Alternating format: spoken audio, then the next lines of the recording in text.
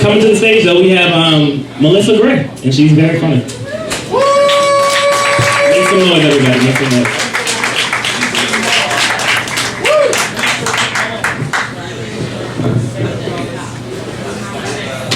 Thank you.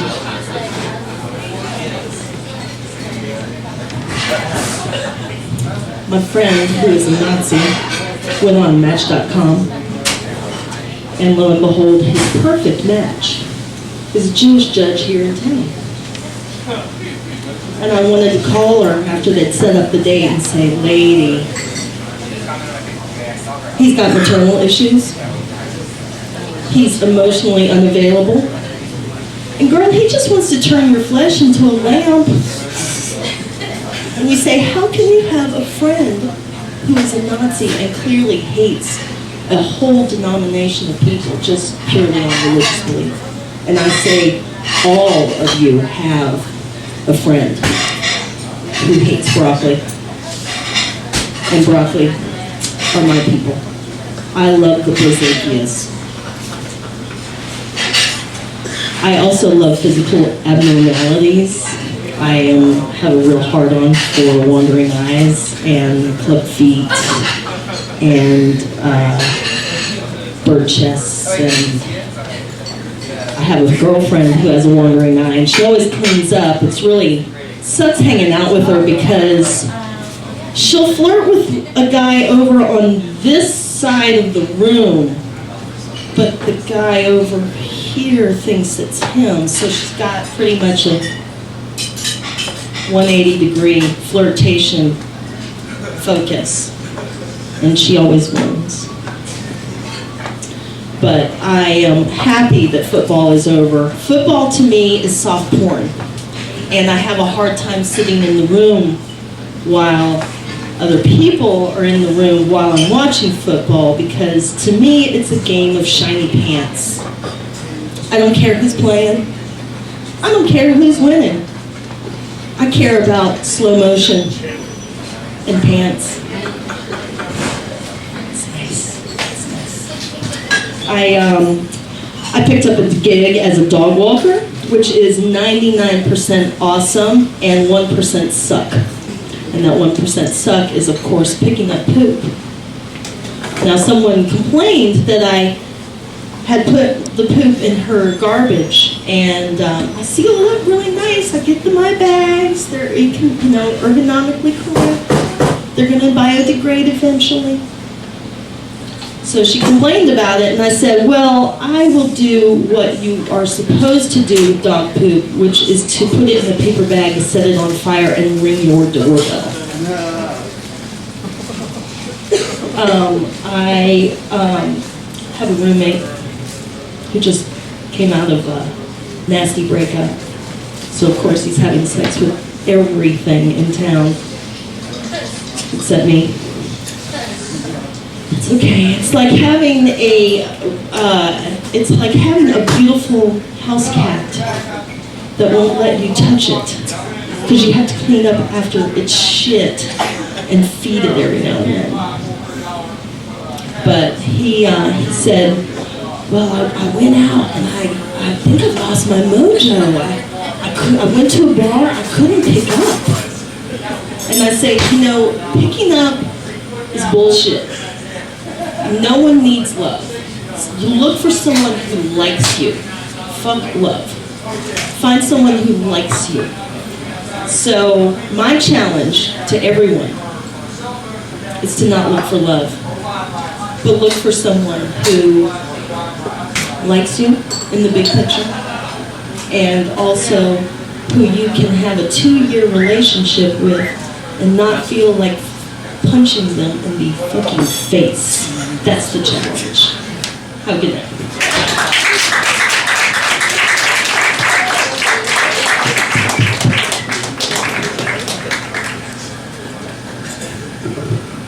Make some noise, everybody. That was good shit.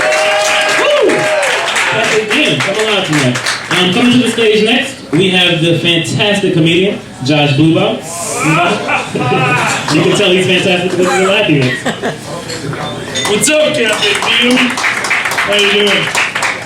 This thing is way too close to the microphone. I just wanted to tell everyone here that because it's all your fault. I know this girl with a wandering eye, and it's really gross when it wanders back to her face. Oh, it's so gross. It just like crawls up her shoulder. And... Get it? Because there's a hole there that her eye's not in.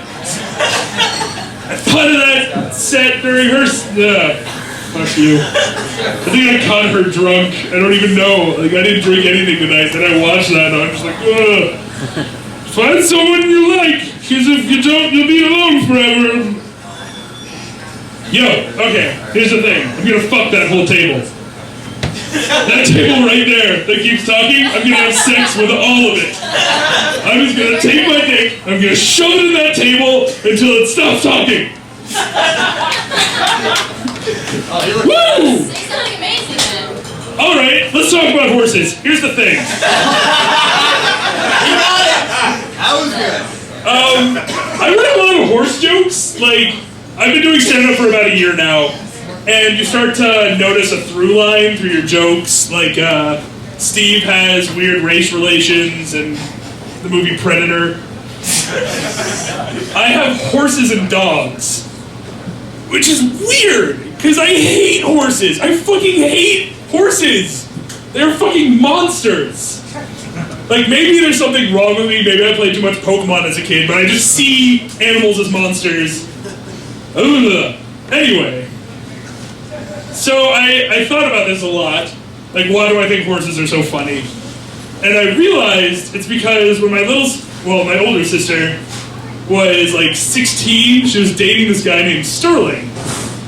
And he showed her a video of him fucking a horse. And I made jokes about that forever! Like, that was my first joke I made!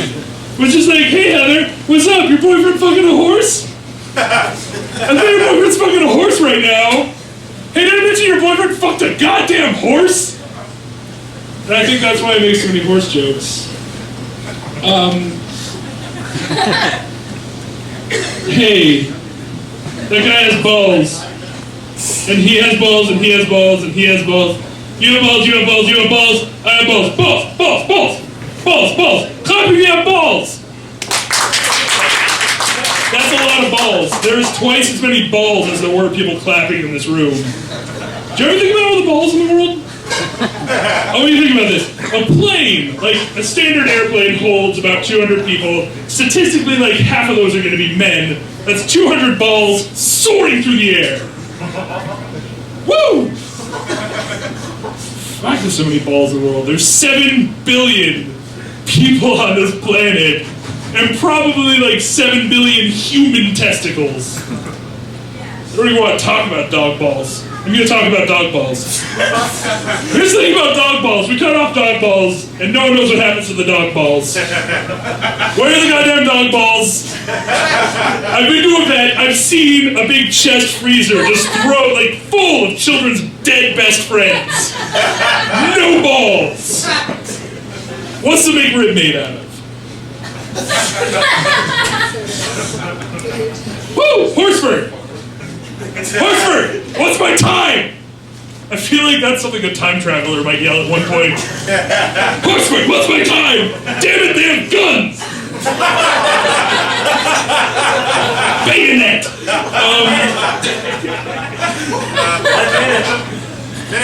I have a minute? Oh, fuck it. Okay, so, let's talk about Goofy for a second.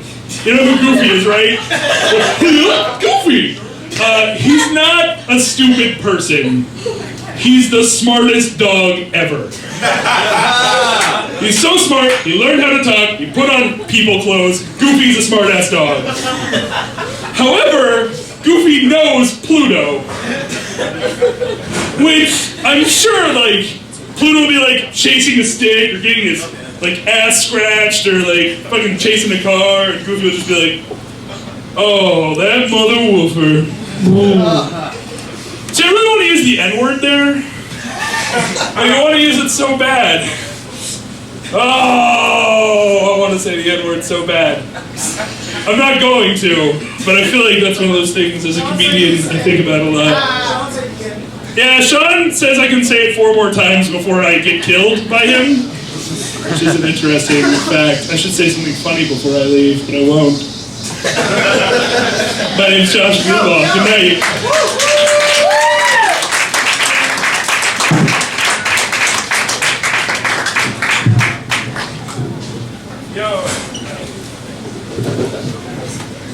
Glad that white didn't see the end. Glad that did. Damn it. All right. Coming to the stage, we have Aaron Carcall, everyone. Aaron Carcall. Nice to meet you. Coming to the the mic is fucking up. Coming to the stage next, we have someone who I like to think of as a friend, I guess. Yes! White friends! Jesse Jarvis, everybody!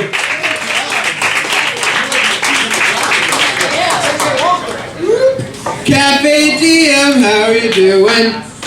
Seriously, how you doing? And like bad times or something? I don't know. Thank you guys so much for coming out tonight, man. I know it's all cold and shit outside. Last time I was here, I was in the back, and there's this 60-year-old woman who's just like harassing everybody, but like she was really making fun of me really bad. She's like really trying to insult me and hurt my feelings, which is fine, but it's like, if you were old enough to be a cougar when you fucked John Mellencamp at the height of his career, I can only take your insults but so seriously. But she's like boasting about how good she looks, and she's like, you'd be lucky to get pussy this good. I'm like, you're right, I would be lucky. And by lucky, I mean lose a really sad bet. She keeps going on. She's like, yeah, I look good. But I got this like skin that hangs over my kneecaps, and it's kind of a turn off. I'm like, that's an understatement. And by the way, if anybody here is having a hard time visualizing what I'm talking about, you know, like when you're carving a turkey at Thanksgiving, and like as you're carving it, like the remaining piece of the skin just kind of flops over the remaining pieces of meat. Like that was my dick when I was having a conversation with her. But if I was talking about her kneecaps, it's probably like, you know, when you go on family vacations to the beach or something, you watch them make saltwater taffy, and it just kind of it just goes around. Or it just looks like a frowny face hanging over her kneecap. I don't know. God, I don't understand why, like, you encounter shitty people in your life. You just do. That's inevitable. You know, they'll just say shitty things to you. What I don't understand is, like, why are they shocked when you fire back with something, like when you reply to their shitty behavior? You know, like they'll say something just horrendous to you, and then you fire back with something, and they're just like, "Excuse me, sir, how could you say that to me?" I was like, "How can I say that to you? Like, how did you manage to expose my mommy issues in just 2 sentences?" Like, what I said was defensive and vague. Like, you destroyed me with just like the length of a Twitter post. Like, that's insane. You were a bitchy wizard. But like, these are the same people though who like to say, like, well, I like to tell it like it is. Which, by the way, if you notice, the people who say that, those are the people you would never go to for advice or general information on anything ever. Like, ever. It's just like, yeah, I like to tell it like it is. Like, oh, do you? That's interesting, because nobody asked you what it was in the first place. Why don't you, like maybe that shit's accepted on Maury, like maybe they accept that shit there, but I know I'm not the baby daddy and I don't need your gratitude, so take that. My girlfriend and I, like, we have different tastes in music. Like, we'll go on road trips or something, and you know, you gotta compromise. Like, we'll listen to like one of my CDs, and then she'll pop in one of her CDs. It's different, but you know, you gotta compromise. Like, you know, like I'll put in my Sonic Youth CD or something, and then she puts it in sync, and it's weird. But, you know, it doesn't matter. I'll put on a Velvet Underground album, then she blasts the new Britney Spears album, that's fine. It doesn't matter. We're just having fun. It doesn't matter. But I can handle that switch in music. What I really can't handle is that after a while, like, I just have NSYNC blaring in my head for a fucking week. I don't know any songs off the top of my head, but just insert your own and sing song here. But then what I really, really can't handle is after a while, I kind of start to enjoy it. And I'm like, wow, this is really catchy, man. I fucking get this now. I understand this. And I start having an identity crisis. Like, maybe I should gel my hair and get some cargo pants or something. Man, yeah, maybe I should get a job working at the Sunglass Hut in the mall, you know? Then grab some beers with my bros at the Ruby Tuesdays afterwards. Yeah. That was just a premise. I just wanted to say it out loud. That will be a joke maybe one day. Does everybody here know what dubstep is? Yeah. It's that electronic music where it's all slowed down. It's just like whomp, whomp, whomp, whomp. Whomp, whomp, whomp, whomp, whomp. And all it is white kids just dancing to like whomp, whomp, whomp, whomp. And that doesn't sound like music to me. To me, that sounds like what the sound should be when the Hearty Stick Burger flops in front of the camera in those commercials. It's like, this is a man's burger. Flop, flop, flop, flop.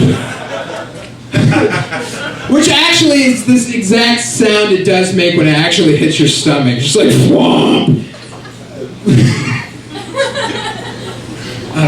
There's another thing I was gonna say to that, but yeah, I'll get out. But I don't understand the whole DJ music thing, but I would say this, I would really enjoy being a DJ at a male strip club, I think. And it's not so much, it's not just because I would get to play that song, Let's Hear It for the Boys, whenever the fuck I feel like it. That would be kind of cool.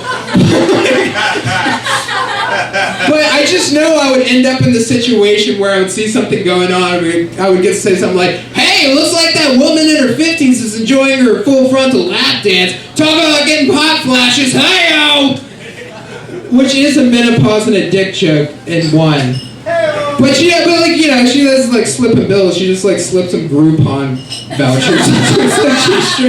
But anyway, Kathy Diem, that's all I had to work out tonight. Thank you so much for having me. I love you guys. Go for Josh Horsford, everybody. Get turning a lot of money.